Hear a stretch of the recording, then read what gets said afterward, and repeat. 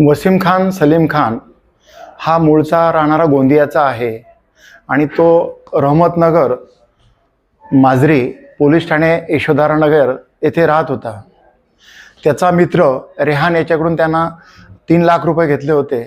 रेहान हा ॲटोडीलचं काम करतो, त्यासाठी वसीमने त्याच्याकडून 3 लाख रुपये घेतले होते आणि 3 लाख रुपये न देता गाव सोडून नागपूर येथे राहण्यासाठी आला आहे गोंदियावरनं। त्यानंतर रेहान, त्याचा भाऊ आणि त्याचा मित्र उके हे पैसे मागण्यासाठी आले। ही घटना आहे 2024ची। 1 सप्टेंबर 2024 रोजी ते पैसे मागण्यासाठी आले 4-4:30 वाजेच्या दरम्यान। तेव्हा वसीम खान याने त्याच्या जवळील हातोडा घेऊन डायरेक्ट रेहानच्या मस्तकावर मारला, कपाळावर, आणि फार मोठी जखम झाली होती। त्याचं सेंट्रल हॉस्पिटल, जे बजाज हॉस्पिटल नावाने सुद्धा ओळखले जातं, गोंदिया येथे आहे, तेथे उपचार केला।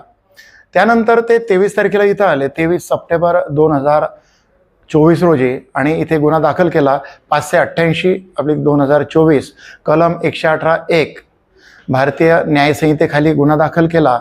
माननीय तत्कालीन PI श्री रमेश कुणे यांच्या आदेशाने आम्ही गुन्हा दाखल केला। घटना तारखेपासून म्हणजे जवळपास 1.5 वर्षापासून तो फरार होता।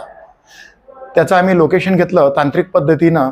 सोबत DB पथकाचे रितेश मिश्रा, पोलीस अंमलदार रितेश मिश्रा यांना घेतलं, आणि सकाळी तो दुपारच्या टायमाला खापरखेडा, नंतर इंदोरा असं वेगळ्या ठिकाणी मिळून आला। पण संध्याकाळी त्याला आम्ही 6-7 वाजेच्या दरम्यान सापळा रचून त्याला रहमतनगर येथे जेरबंद केलं आणि त्याला अटक करून त्याचा MCR केला। त्यानंतर तपासामध्ये मेडिकल सर्टिफिकेट आल्यानंतर त्याला 118(2) हे कलम लावलं आणि त्याचा MCRवर आज रोजी त्याला MCRवर पाठवलं आहे। तो अत्यंत क्रिमिनल आहे। आताही त्याला विचारलं मी मधल्या काळामध्ये कुठं होता, तर तो म्हणे मी MP का मध्य प्रदेश, त्यांनी सांगितलं की मी 8 महिने जवळपास जेलमध्ये होतो म्हणे। त्याच्यावर वेगळ्या पोलीस स्टेशनमध्ये कळमनामध्ये सुद्धा 2016 गुन्हा दाखल आहे 5(3)11DE प्राणी संरक्षण अधिनियम। त्याच्यानंतर कळमण्यात आणखी 38/42 2016 आहे प्राणी संरक्षण अधिनियम, याखाली गुन्हा दाखल आहे। तसेच यशोधरामध्ये सुद्धा 2024 456, 117(2), 352 BNS प्रमाणे दाखल आहे, आणि माझ्याकडे पण 118(1), 118(2) BNS म्हणजे भारतीय न्यायसंहिता 2023 प्रमाणे गुन्हा दाखल आहे। आज रोजी त्याचं बेल होईल किंवा तो जेल पास होईल। तो जवळपास 1.5 वर्षापासून फरार होता।